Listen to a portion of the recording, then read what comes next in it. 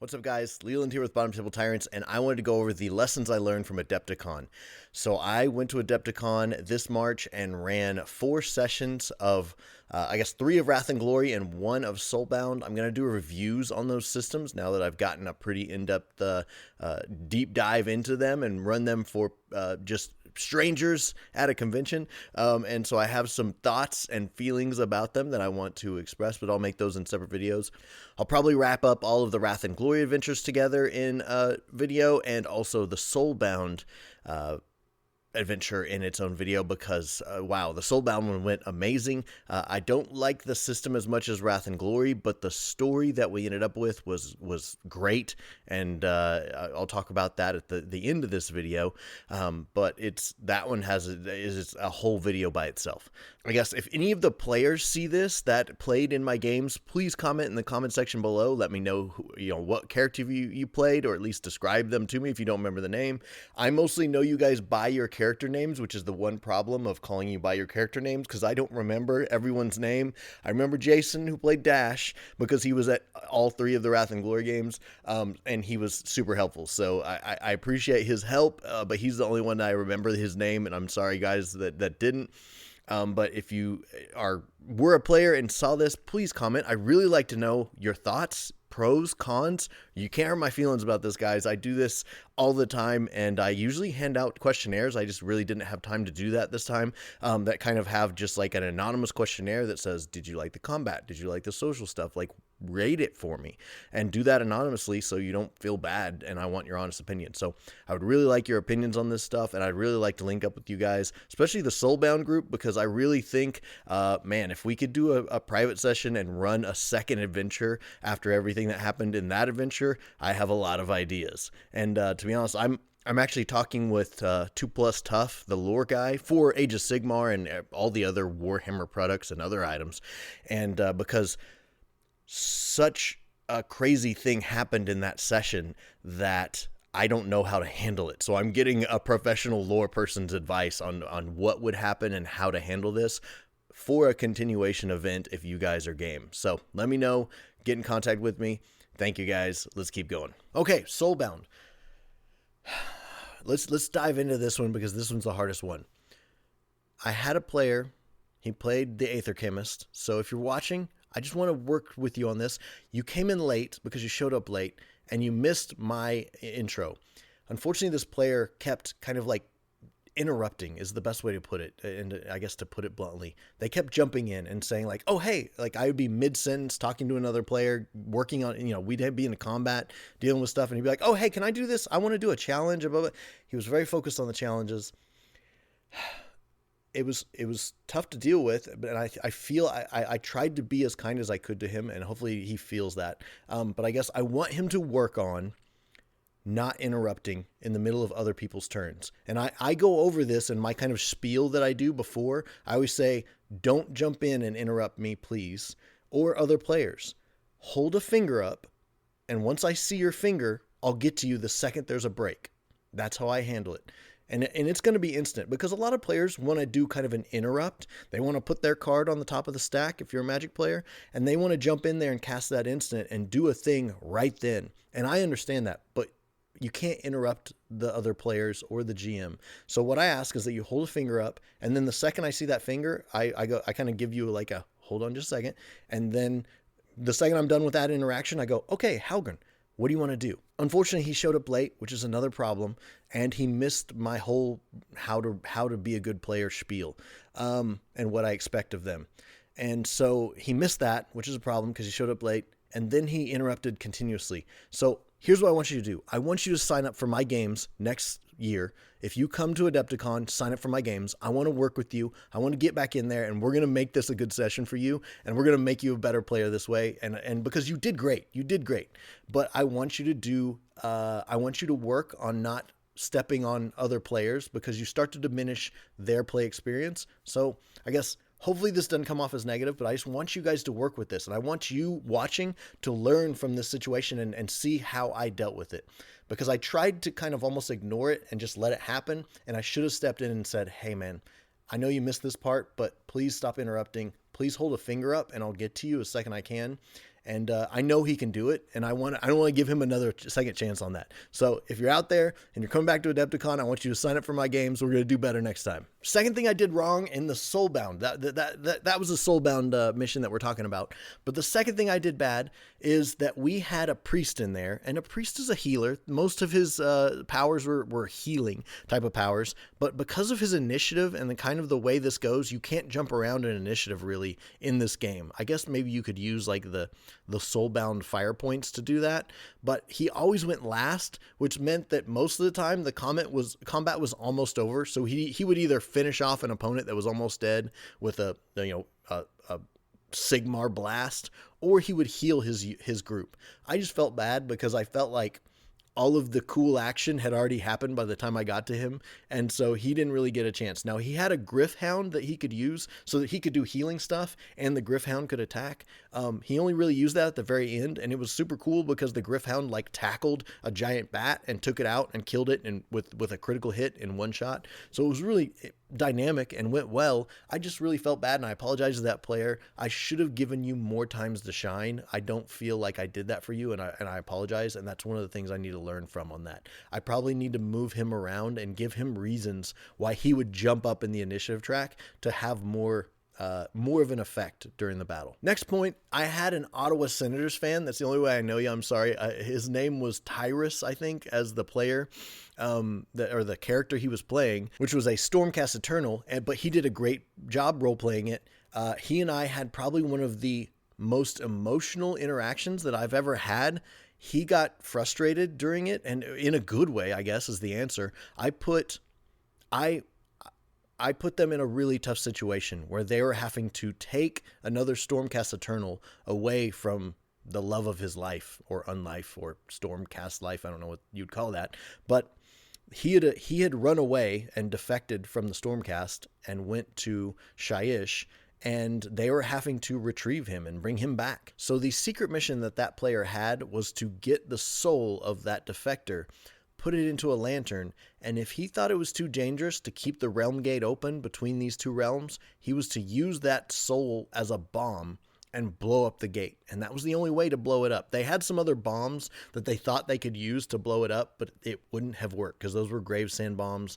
They weren't soul powered. They weren't powered in the same type of, like, this thing was a thermonuclear bomb that was probably going to take out most of the city when it went off. It turned out great. I guess they got so upset because they were frustrated with having to do this really hard, morally gray thing that I actually called a break, which it was time for a break, but I said, hey, let's take a break. It'll give you time to think about how you want to handle this and let you guys kind of like recover. Like they were getting visibly upset by this, which was a great thing. I really think, like, I say upset, but it was in a good way. They were upset because of this was affecting them. They were in on the story, and that's what I wanted.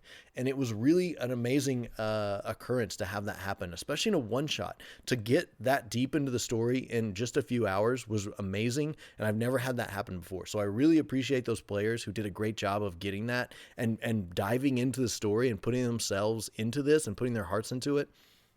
So I really appreciate you guys, especially you, the Ottawa Senators fan. You know who you are. Hopefully you're watching this. If you are, contact me, because like I said, I would love to run you guys in a mission that's a second part of this, because so much crap happened to this, and I'll talk about it in the video that I do for specifically this session.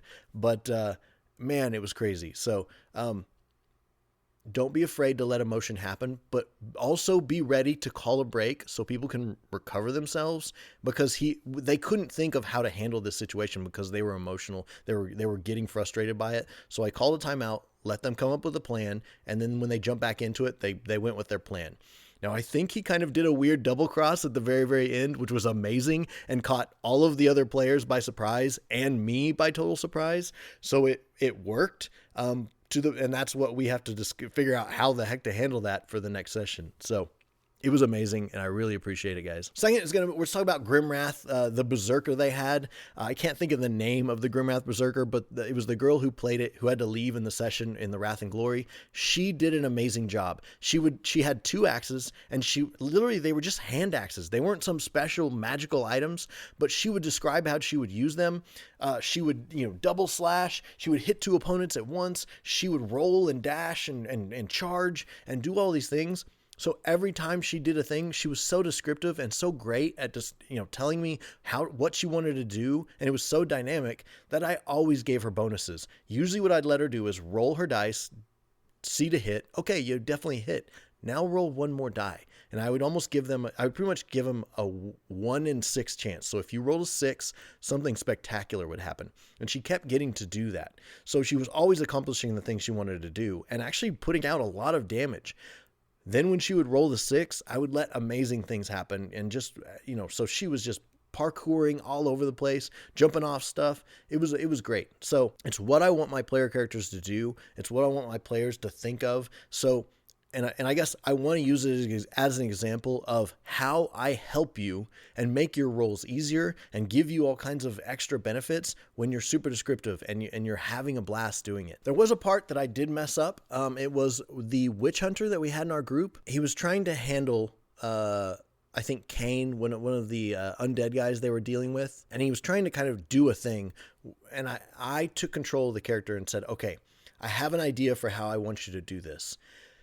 And I had him make rules. I said, okay, first make me an athletics check. He made the athletics check. So then I described what he did. I said, okay, you run and you slide as like a baseball slide, and you take out this guy's leg. He tumbles down next to you. Then I had him make a strength check for driving a stake into the guy's chest. His stakes were like special magic stakes that burst into flames. And so no, he uses Warhammer on this one.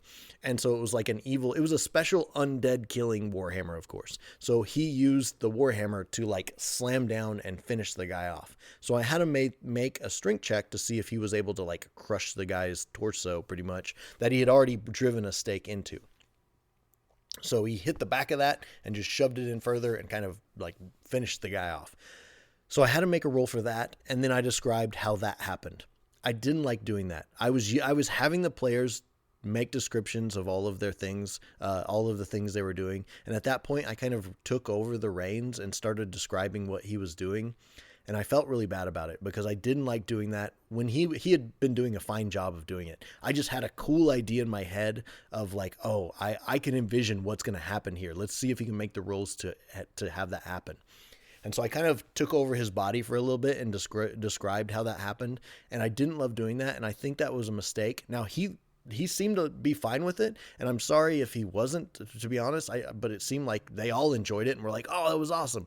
But I felt bad later, and I don't think I should have handled it that way. I should have let them play it out how they thought in their minds, not in my mind. I shouldn't have taken control of that.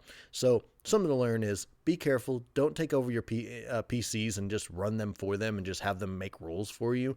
That was wrong of me, and I jacked that up. So I'm sorry, guys. I used a method that's kind of new to me. I usually kind of use like an index card method of the Index Card RPG. I'll throw that up because I highly recommend that book. It's a really great way to run your games in a simple way.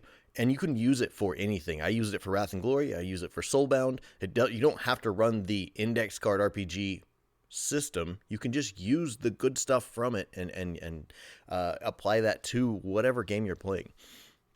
But in this one, I used a thing called islands. And islands are from a essay in Unframed, which I got right here. I highly recommend this. It's unframed. I'll probably put a better picture up if you can't see this very well. We'll see. It is it's just an improv book for game masters, and I highly recommend it. But one of the best essays in there is Off the Railroad and Onto the Island by John Arcadian. I'm referencing some notes down here. Sorry, I got a lot to talk about. It made so much sense to me because it's kind of how I already was doing things with my index cards. And the idea is to just create these islands that you slowly plug in as you run into stuff. So islands are NPCs, good, bad, indifferent NPCs, maybe the bad guy, maybe a merchant, maybe different things. So like in Soulbound, for example, I had these different islands. The Bloody Cog, which was like a tavern. Mr. Grin, the Copper Corset, which was a different tavern on another section of town. Kane's Reapers. These are all, some of you might remember, I guess, recognize these as Underworld's products, but I use them as gangs that these players were kind of running into or didn't run into, and that's the difference. Skavens in the Sewer, Cogra's Ravagers, Stonehorn's Beastmen, Crits of the Rat Prince, which they did run into, the Bridges, Captain Halgrim, and the Skeleton Guard. So of those 12, they only ran into 6 during the adventure, and that's what you have to kind of be okay with. You're not going to fit every single island into your story. You're going to kind of move stuff into, and sometimes combine. Sometimes I took a setting island and an NPC island and stuck them together, things like that. So sometimes they fit just great, like the Skaven and the Sewers. Now, the final card of this is going to be the end of the session, especially in a one-shot. So in Soulbound, for example, they had to get back to the gate and get this person across through the gate. That is the final card. Like that setting with those NPCs there, that has to happen. And that's kind of one of the islands. So you have to get to that island no matter what.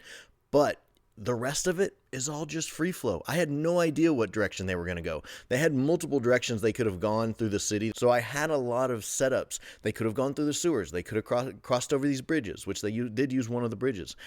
So all of these different setups had all kinds of different islands that were floating around that I could plug in, different enemies I could run into. To be honest, I didn't throw enough chaos to the guys, and I feel bad that they only got to see like maybe one group of chaos the whole time, and the rest of it was mostly undead.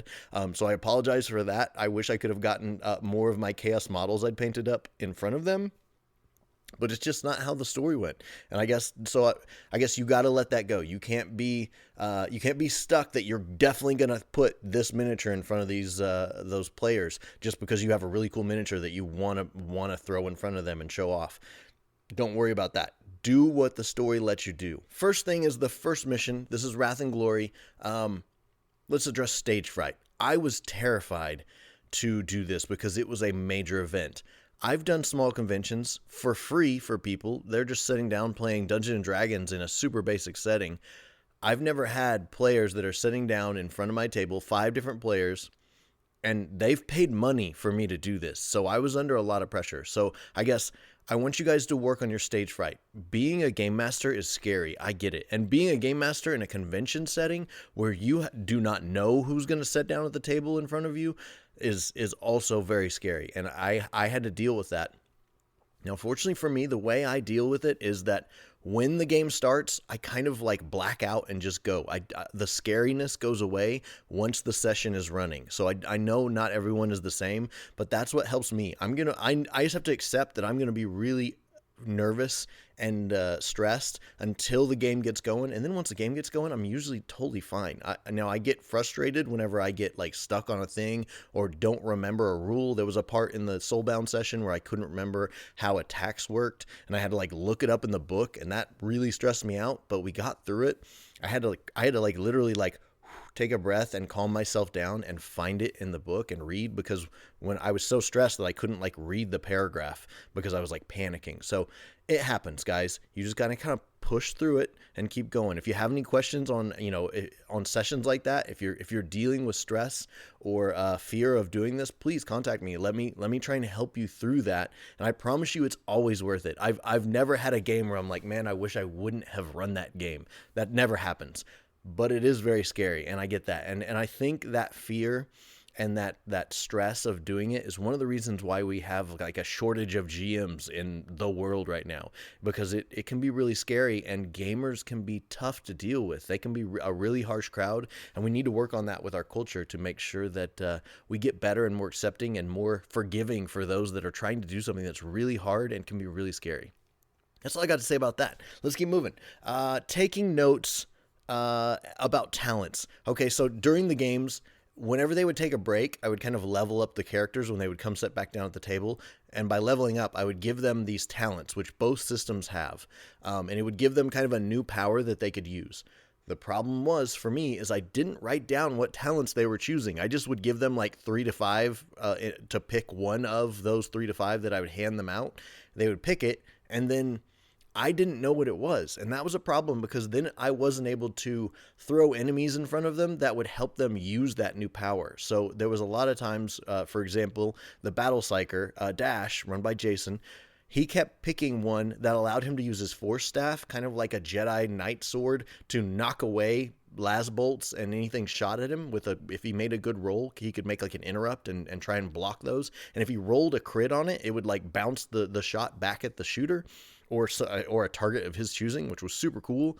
Problem is, I never shot at the guy. I don't think I ever shot a bullet at him the whole time. Every time after he chose that option, I would never get an enemy to shoot at him, and that's my fault. I should have done better.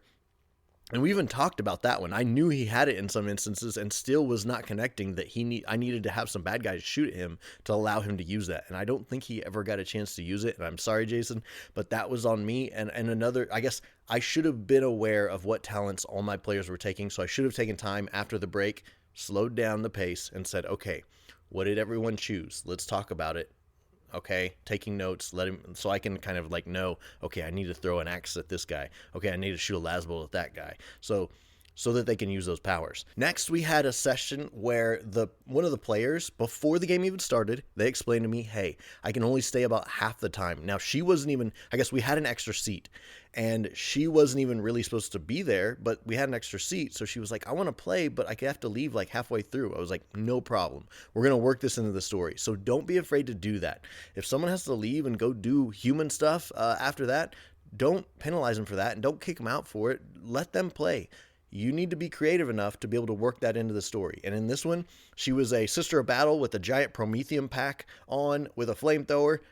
Yeah, she's very explosive. So guess what? Turns out a stray bullet caught her in the backpack, and I actually rolled a crit on the roll, which explained why I hit her in the backpack, and she exploded in a giant fireball. Now, she was a great role player in both this game and the Soulbound game that she came to later, and she dove kind of on the side of a table to try and shield her PC friends. She saved her friends from the blast as her final action, which was really cool, and she did a really great job. The next thing I did wrong, and a lot of these are going to be the stuff I messed up, just because, hey, I want you guys to learn from my mistakes, so hopefully you don't make them, or at least when you start to, you say, hey, I remember when Leland jacked this up. Hopefully you guys I can recover from that and not do as bad as he did. So, I didn't do a great job in the very first session of explaining the different ships that were in the system. It was kind of this planetary system, and there was two different ships. One was the Black Dog, which was like the main big boss bad guy's main ship.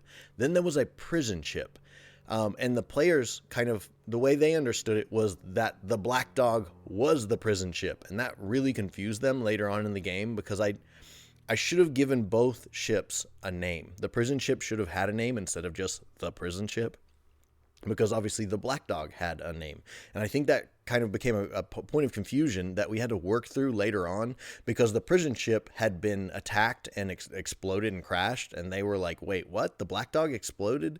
And I was like, no, that's a different ship. And it took a few minutes of re-explaining correctly this time that that's two different ships, and don't worry about it. And so that's on me. I got to take my time during my kind of mission setup that I'm explaining to the players at the start of the one-shot, so that I'm very clear on what is what, so that there isn't confusion later on in the story.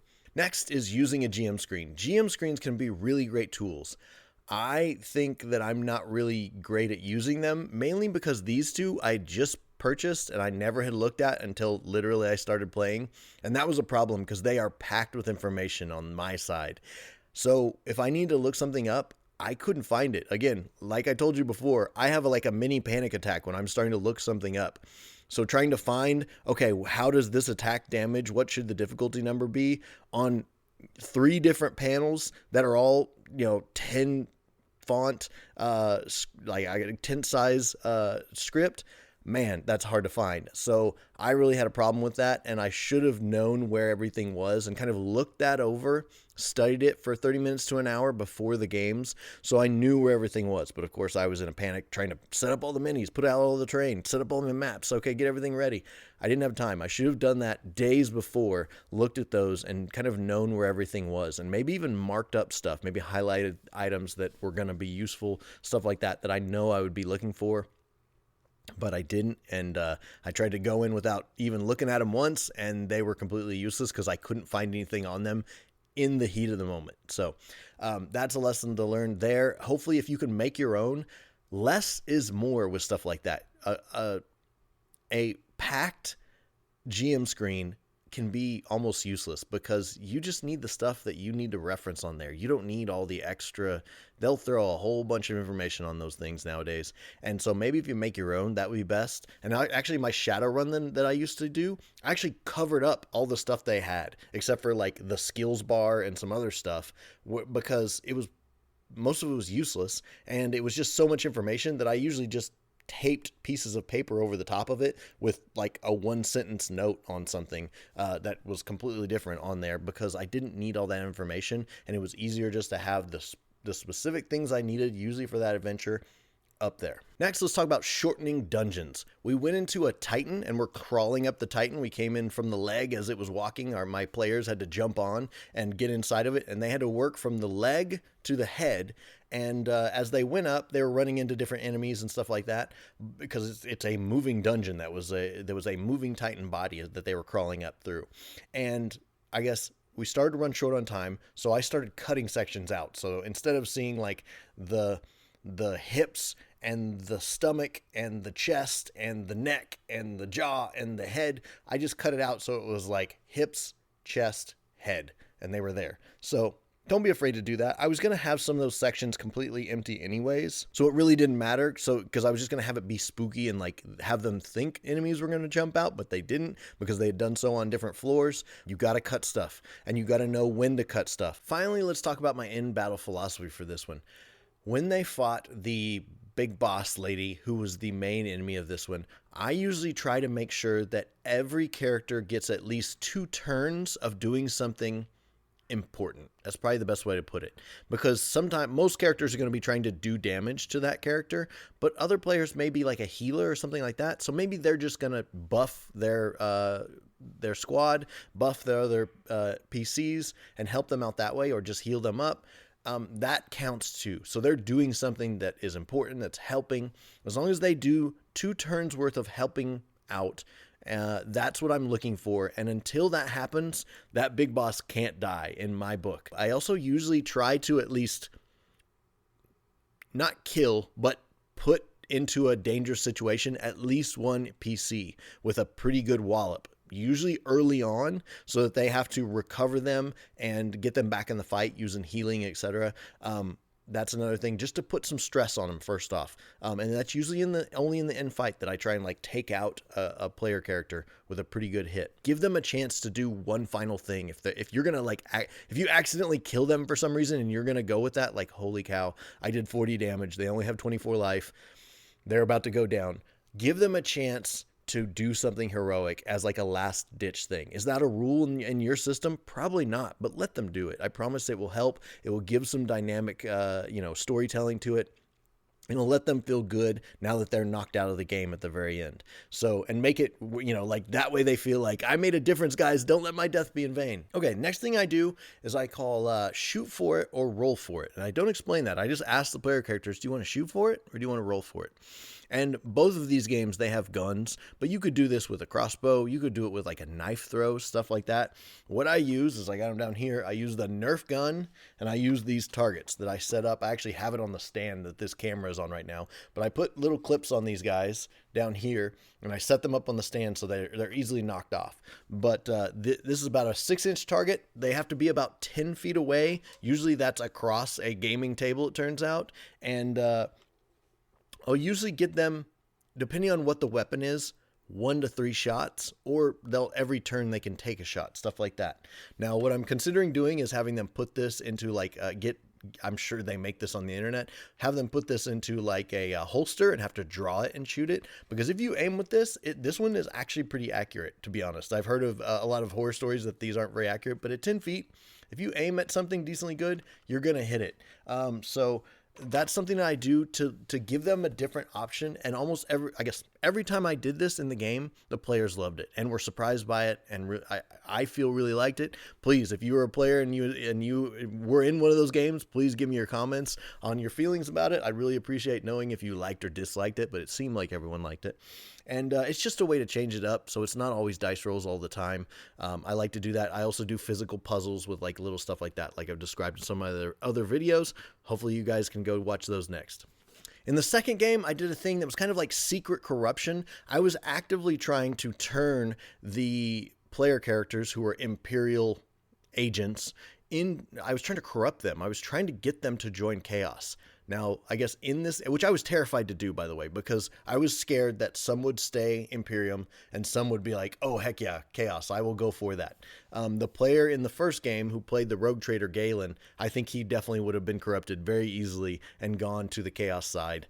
Because I don't know if you know Warhammer players, they're either full-blown Chaos or they're pretty harsh, staunch Imperial players. And in this game, I had all Imperial players. I actually had an Eldar guy, but in the end, none of them were corrupted by the Chaos influences. But what I would do is I would have them turn in these cards, and I think I'll throw up some of the cards up here. Every few moments, every few scenes, I would tempt them with something and kind of say, hey, what god do you pray to or ask for wisdom on how to handle this? Send in a card. So they would put a card into a black envelope and send that into me. And it had the Emperor and then all 4 Chaos gods. And so they all sent in the Emperor. So I would give them little buffs, especially the more they sent in the same god, they would get bigger buffs during that I would kind of apply and say, oh, your god is looking down on you and you have this an increased defense of blah, blah. So the perks were very slight, and I didn't want them to be so blatant that you knew exactly who. I wanted this to stay secret. So if they were praying to Nurgle, I wasn't going to be like, oh, you blowed up and turned purple and starts being stinky. And, like they would just be like, oh, well, we know who he prayed to. So I wanted this to be kind of a surprise. So I definitely was keeping it secret. And the little help that I gave them was so indefinite, you couldn't tell who it came from because on purpose, so that they didn't know who was praying to who. And at the end of that game, I had them all secretly vote because they were on this ship about to jump away, and they could either give up to Chaos all that they had collected on this planet before they ran away, or jump away and go to the Imperium. And they had to vote on it at the very end. So that was kind of the end. I was scared this session would end up with this weird split team and we'd have half Chaos and half Imperium guys. Fortunately, it didn't go that way, but I was very scared that I would have to handle it. And the answer is you can. I promise you can. It can suck and it can increase your workload because you're kind of running 2 separate parties at that point. And how I handle it is for player like PvP situations, they cannot kill each other. So one player can't kill another player. You can knock them out. You can put them in like a dying situation, but you can never actually kill them. If it starts to get to be a problem, A, I'm going to like stop it. Or B, I'm going to throw in stuff like, an explosion happens and the room fills with smoke. And that allows, I just kind of like end the scene and kind of move them apart and say, the building there's a major rift between the building and you guys can't reach each other now. Stuff like that. So I would separate them. If a player is literally trying to kill another player, I would separate it. And to be honest, I'd kind of be like, I'm not going to allow you to kill that other player directly, but you can put them in a knockout or dying situation that they're going to have to recover from. So that's how I handled that. Fortunately, it didn't happen, but I was scared it was because of the way I was setting myself up for this. But I wanted to challenge myself. I wanted to put myself in a situation that was going to be tough potentially and really push my ability to GM. Next in this mission, I used a red tape scenario, which was one of my social things, where they had to get water onto the ship because water was very important. There was promethium and water were the 2 main resources on this planet. And getting the water there, I made this weird red tape situation where they had to go to an office and get a permit and get the permit signed and stamped by the water warden. And of course, they were in 2 different places and they opened at different times. And there was all kinds of just that bureaucratic BS that you have to deal with.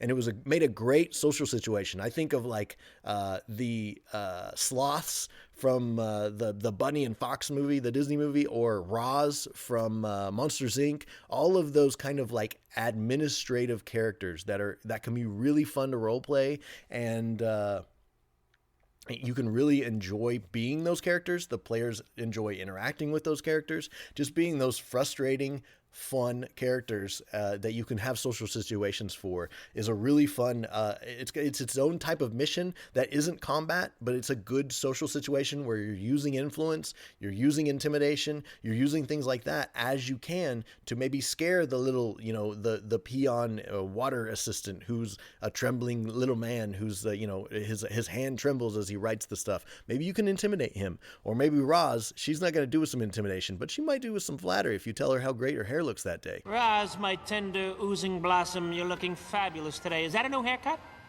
Come on, tell me, it's a new haircut, isn't it? It's got to be a new haircut, new makeup. You've had a lift, you've had a tuck, you've had something. Another thing I used in this is I'm trying to throw in, I kind of jump back and forth from social to combat. Now the players in this situation were just getting multiple missions piled on top of them, and they couldn't do all of them. I kind of explained that in the first, of like, hey, the Chaos War fleet is coming. You only have a set amount of time before they arrive. Here's our guesstimate of when they should arrive, but you can't do everything. Final session for Wrath and Glory, we did the Emperor's Maw, which was pretty much a giant dungeon that they had to get through.